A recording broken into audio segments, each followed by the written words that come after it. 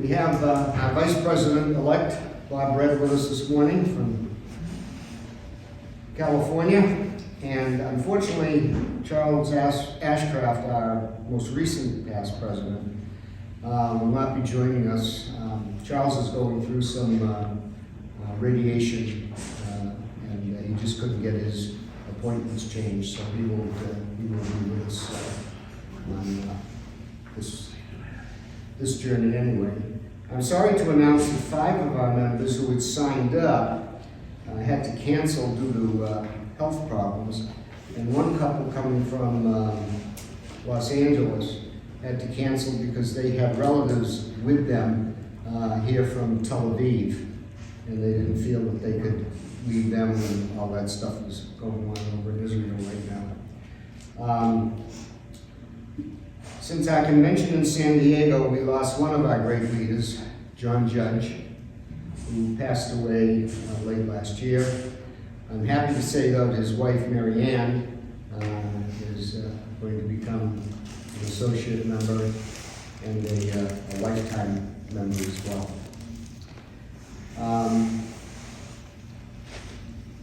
I guess without further ado, I want to introduce our general manager at the San Antonio International Airport, Mr. Daniel Rodriguez, who, by the way, is retiring next week. Moving to Florida. So, Daniel, all yours. Thank you. Good morning. Morning. Welcome to the Alamo City. The beautiful Alamo. Actually, it's a couple of feet away from here, so don't miss the opportunity to visit the Alamo. There's a lot of incredible history about how the city was made and the famous Alamo battle. I've been there many times. Every time some family members come to visit us, I have to take them over there at the Alamo.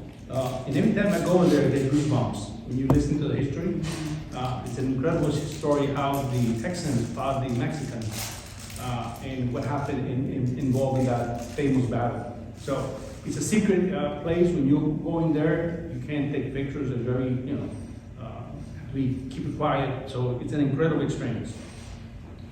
So yes, my name is Daniel Rodriguez. I've been in San Antonio for 11 years as a GM. I've seen all the changes for the last 11 years when we merged and all that. I've been with American for 37 years. I started as an agent in San Juan. Those of you who remember San Juan Hub, when we created a hub, we used to have a huge airport there, huge operation. So I was a part-time agent, and my goal at that time was to be full-time. So somehow down the line I missed the memo, and 37 years later I woke up in San Antonio as a GM. I have to tell you that it's has been an incredible journey. This company has given me the opportunity to be GM in South America, in the Caribbean, and many U.S. cities. Had a pleasure working with folks in DFW. I've been in MOD in DFW, Miami, and other places. So let's go to the history and give you some details about this beautiful city. Many people don't know that San Antonio is the 7th largest city in the United States. Yes, we have a small airport. We know that. Okay, but we're working on that. Actually, San Antonio has about 1.5 million people who live here, and a lot of people are moving here in the last couple of years. So we're the 7th largest city in the United States, and it keeps growing. San Antonio has a lot of history. If you're familiar, you have a chance to go to the Mission National Park. We have several missions that are being designated by the UNESCO in 2015 as a World Heritage Site. Different missions. Again, as you know, San Antonio was established by the Spaniards many years ago. We're also famous for the Riverwalk. The Riverwalk has 50 miles. You can just go and enjoy the river. And the river was originally designed, the Riverwalk, the city used to get floods all the time. So the government created this, partition of the river to, ease the flooding that we had all the time. The city has about 80 miles of trails around the city. For those who like to hike or cycling like me, it's an incredible city. And we also were known at the beginning of first week of April, it's called Fiesta Festival. Fiesta, it's a huge celebration in the city. Brings almost, $300 million to the city to celebrate the Hispanic heritage of San Antonio. I'm sure when you go to the city, you will see a lot of, Hispanic names. Typical because the city many years ago was part of Mexico. We used to have, COVID really hit the station big time. We used to have, before COVID, an average of about 400 conventions a year. Huge conventions. We're going back again very slowly, but not too far from here is the Cesar Chavez Convention Center, which has 1.6 million square feet. It's massive. When you compare the convention center to the airport, it doesn't make any sense. It's like this convention is massive. In the airport, it's on Terminal A, we have 18 gates. On Terminal B, where we operate, we have 10 gates. Where we share with United 5 and 5. So it's a huge facility, the convention center. Has 54,000 square feet of ballroom, has 215,000 square feet of meeting space. So it's massive. People don't know that here in San Antonio, there's almost 10,000 rooms within walking distance of the Alamo. There's also 14,000 rooms in downtown and about 45,000 rooms in the city of San Antonio. It shows you that we have a lot of conventions, a lot of visitors. Something, if you go to the airport of San Antonio, you will see that, I don't know if you remember Donna Balladini. Donna Balladini was the VP. Franco replaced Donna. And Donna was here one day at the airport, and I said, Donna, tell me what we're different here. He said, Danny, I don't know what you're talking about. Tell me, I don't have time to. He said, you see any kids in San Antonio, the airport? And the reason is San Antonio is basically a business destination. Business destination. Yes, through the last couple of years, we have a lot of refugees coming from the border. And we gain a lot of press for that. Those refugees are bringing a lot of revenue to the company. Any given day, our load factor goes from 10 to 15% for the next day because they buy the tickets the previous day.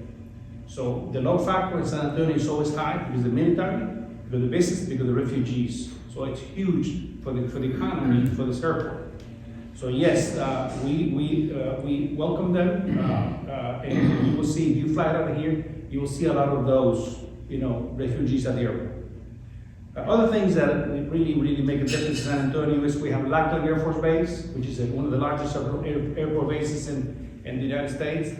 We have Fort Sam, we have Randolph Air Force Base, and we have Brooks City, which also has that impact here. In San Antonio, we have over 10,000 frequent flyers. Those numbers are all. When I ask for this information, sometimes they don't want to share it with me. And I said, how many we have? We can't tell you. Just give me a number. Over 10,000. Okay, I think it's more than that. We have about over 70 concierge keys who live here. We have thousands of executive platinums pros, who live in San Antonio.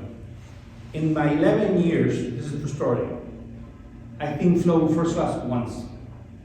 Because the list of standbys out here, because you're an executive platinum or elite, you never get first class out here. So don't even try, because the lists are massive. There's a lot of business out here.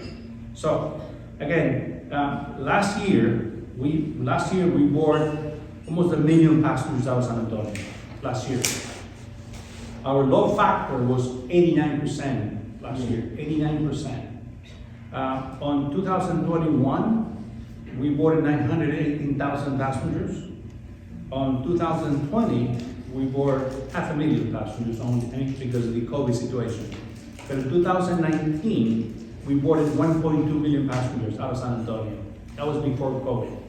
Actually, December 2019, the station went up to 32 flights a day.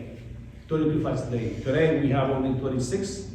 And why is that? Because Big Brother up north, which is called Austin, has taken all the heat out of us. Austin has huge impact in our operation. Austin, as you know, has grown dramatically. On April, 2021, Jimmy Bruce is now he's a director in Washington. At that time in April, he had 29 flights. In my career, and I'm sure you folks, you've never seen an airport going so fast like Austin. He went from 29 flights in April to 75 flights by November. Okay? It was massive, massive. So they took away San Antonio. If you drive from here to Austin, it's only an hour and 15 minutes on I-35, and you can fly wherever you want to go. You know, you have picked the destination, you can go from Austin. And that's why now San Antonio only has 46 flights a day. We cannot grow more because the attention of the company, it's in Austin basically. Again, Austin has 48 mainline flights and they have 28 regionals. And again, you can go wherever you want. Just to give you an idea, on the month of October, inside Austin, this is October until I think last week, so far they connected 16,000 passengers inside Austin. Within Austin, 16,000 passengers. That's massive, that's massive. And the challenge that they have is they have 8 gates. 8 gates. But they only have 5 gates assigned to them. The other 3 have to be requested daily. You know, so every day they have to call the offices, I need 3 more gates, I need 3 more gates. So they have an interesting operation there. In San Antonio, we have 5 gates.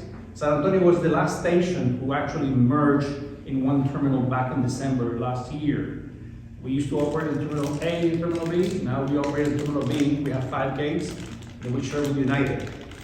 We've been partnering with United in the sense that we had an excellent relation with United, excellent relation. I've never seen in all my airports that I worked in my career having a better relation with United. Whatever I need, whatever he needs, you know, it's, you know, sometimes people say we're brothers here. And that's something that I'm going to miss here.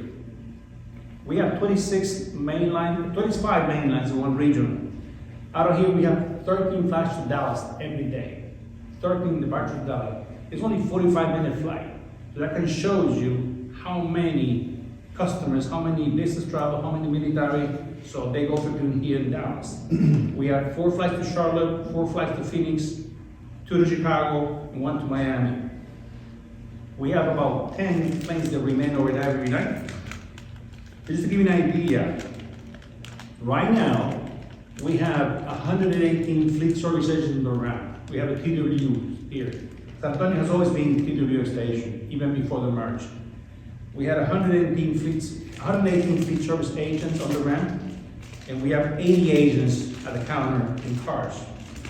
In 2016, we had 43 agents on the ramp and 23 agents at the counter.